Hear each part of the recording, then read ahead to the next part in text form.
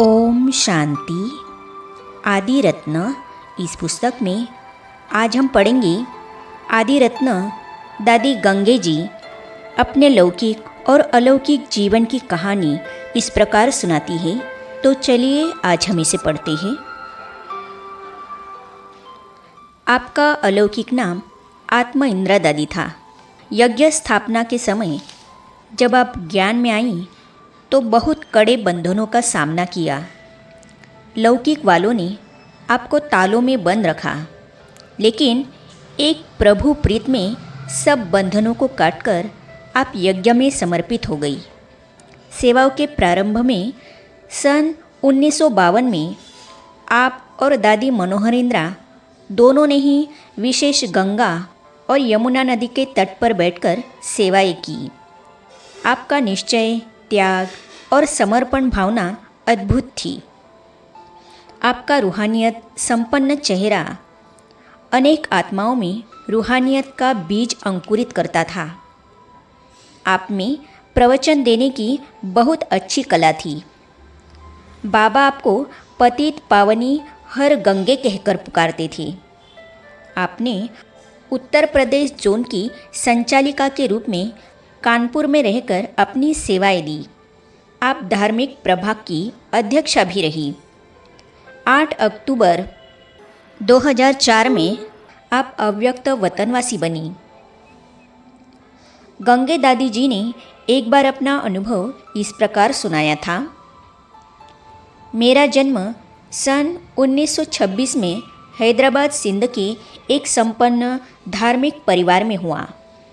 माता पिता की भक्ति के प्रभाव से बचपन से ही मुझे भक्ति का शौक था। स्कूल में पढ़ते समय जब भी समय मिलता था मैं भागवत पढ़ती थी। जब श्री कृष्ण और गोपियों के संबंध की बातें पढ़ती थी तो मन में संकल्प उठता था कि काश मैं गोपी बनती तो कितनी भाग्यशाली होती। जब मेरी उम्र 12 वर्ष की थी तब पिताश्री ब्रह्मा बाबा के यहाँ सत्संग प्रारंभ हुआ। हमारे पड़ोस में एक कमल सुंदरी बहन रहती थी। उसने हमें कहा कि चलो सत्संग में, वहाँ बहुत अच्छी बातें बताई जाती हैं। उनके आग्रह पर मैं सत्संग में गई तो वहाँ ओम की ध्वनि चल रही थी। थोड़े ही समय में मैं गुम हो गई, ध्यान में चली गई तो मुझे बहुत सुंदर श्री कृष्ण का साक्षात्कार हुआ, जिससे दिन प्रतिदिन मेरी लगन बढ़ती ही गई। ओम मंडली का शुद्ध वातावरण।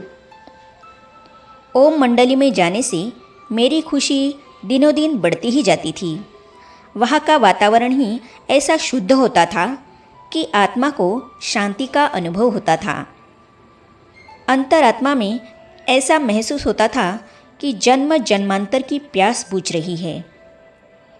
ओम मंडली में जो ज्ञान दिया जाता था उससे मन विषय विकारों से हट जाता था और नेकी और पवित्रता के मार्ग पर लग जाता था। वहाँ ज्ञानामृत का प्याला पीने वाले स्वयं को देह रूपी मिट्टी का पुतला नहीं मानते थे, बल्कि अविनाशी आत्मा मानते थे। मित्र संबंधी रोक लगाने लगे। बाबा ने हम बच्चों के लिए एक स्कूल खोला था। माता पिता की स्वीकृति लेकर मैं स्कूल में दाखिल हो गई। स्कूल में इंग्लिश, हिंदी और गणित सिखाया जाता था। मैं पढ़ाई में बहुत होशियार थी, जिससे सदा क्लास में नंबर आगे रहता था। जैसे ही पवित्रता के व्रत की बात सामने आई तो माताओं पर रोक टोक होने लगी। हमारे संबंधी भी सोचने लगे कि कल यह कन्या भी शादी के लिए मना करेगी, इसीलिए इसको अभी से ही रोक लो। लेकिन मैं उन्हों को प्यार से समझाकर स्कूल में चली जाती थी। आगे अपने अनुभव में गंगे दादी कहती है, लगन बढ़ती गई। तो इन अनुभव को हम पढ़ेंगे अगली कड़ी में।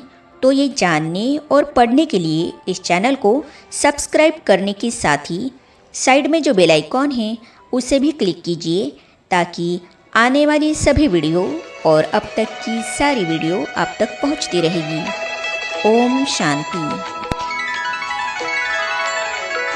पवित्रता का हृदय कुंज में ऐसा पुष्प खिला,